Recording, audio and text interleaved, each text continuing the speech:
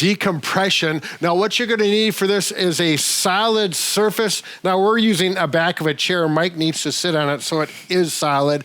If there's a park bench where you're walking and there's a solid bench, you can use that, perhaps a fence or a rail, whatever is solid. And it cannot be too low.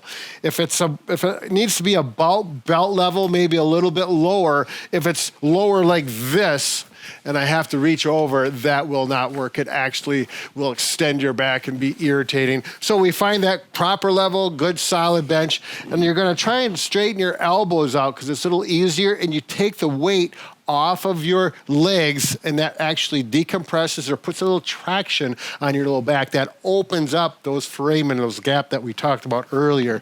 And you just relax. And this takes a little bit of practice. Now, if I do this and I lean forward slightly, round my back a little, it feels good. It really makes a big difference. Everyone's a little different. Sometimes I will actually add a little rotation on my hips.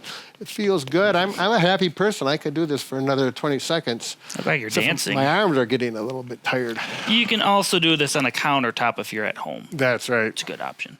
Now, if for some reason you really like to lie on your stomach for doing an exercise or for resting, the option is to take a pillow, a little bit thicker one like this one, and put it right about at your belt line, at your waist, and then lie on it. And you'll notice that's much more comfortable on your back. You may have to use 2 pillows. It's going to depend on your what fits your body the best.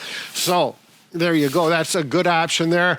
Typically, lying on your back with your feet up like this really makes a big difference and gives you some good comfort on there. You can put a pillow, typically 2 or 3 pillows to get your legs up higher, will also be a nice way to relax, to get your back to feel good and get some rest. So this is a good option if you're doing a lot of standing overhead work like we talked about earlier in the video. You're going to need to take frequent breaks, and sometimes getting in the opposite position like Brad was just showing will help. Maybe lie there for 10 minutes and then go back to work. I've done it many times. It really is a good solution. You want to clean my windows? No. Oh.